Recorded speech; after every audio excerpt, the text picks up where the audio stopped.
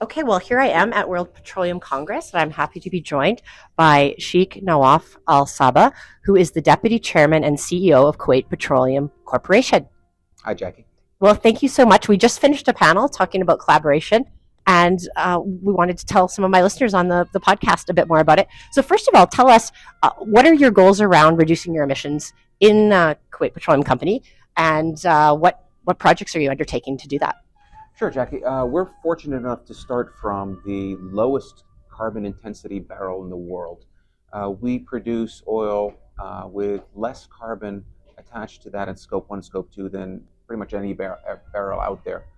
But that's not good enough for us. We want to reach net zero by 2050. So our target is to get to net zero by that time by further decarbonizing the barrel, by offsetting through abatement, and by making probably $100 billion worth of investment between now and then to get us into that position.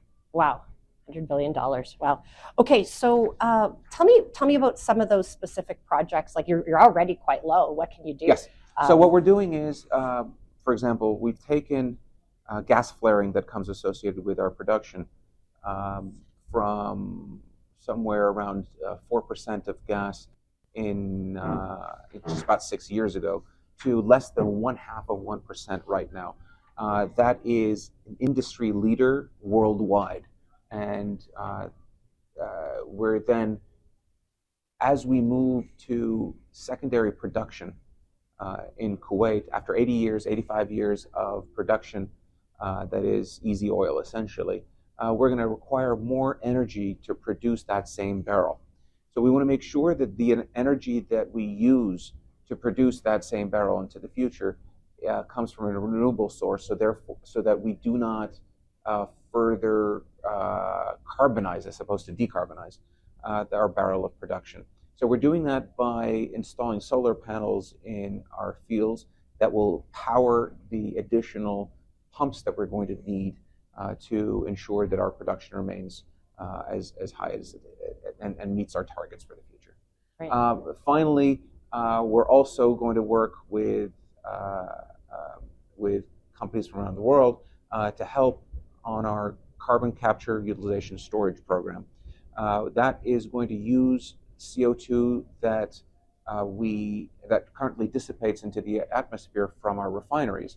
We're going to capture that and inject that into our reservoirs to stimulate production as an enhanced oil recovery technique, and free up the gas that would otherwise have been injected for that purpose. So we can take carbon out of the atmosphere and also free up that gas either for power generation or ultimately for petrochemicals. Okay, so there are plans and things happening. Yes. Now, I wanted to talk to you. This is a big year. COP28 will be in Dubai this year with the CEO of Abu Dhabi National Oil Company as president. What are your expectations from this unique meeting, being in the Gulf countries? We have extremely high expectations on COP28 because it's being hosted by our brethren in the United Arab Emirates, and they have promised and they're delivering on a commitment to bring all voices to the table, and that includes the hydrocarbons industry, that includes oil and gas and oil producers, because we recognize that any way you look at this energy transition, any end state after this energy transition, there will be a primary role for oil and gas within that energy mix. And we have to work together to decarbonize the production as opposed to replacing it with no other alternative on the market available. Right. Just some people say we should do that, right? Like the IEA net zero scenario shows that oil demand goes down so quickly that we really shouldn't spend time decarbonizing it. What do you say to people that have that perspective? That's an irresponsible strategy, not predicated on any fact. It is a strategy designed to go on a hope and a prayer. And we are a much more pragmatic industry where we say we can decarbonize this barrel. We can make it net zero, and we will be in a better position to maintain economic growth through that period.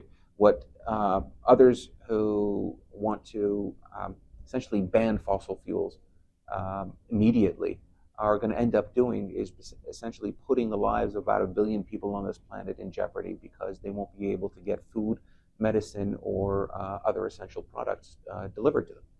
Right. As we saw a bit in Europe when the natural gas came off, it actually meant that Europe was willing to pay more, and some of the poorer countries couldn't get access to the natural gas. And what did Europe do at that time? Switch to coal production. And right now, the world is burning more coal than ever in human history. That is a level of hypocrisy when your battle is saying that you don't want oil and gas, but you're willing to burn coal, which is on a BTU per BTU basis far dirtier than an oil barrel. Okay, well, one last question for you. I want to switch from the very long term to the very short term. We're sitting here today. Oil price is around $90.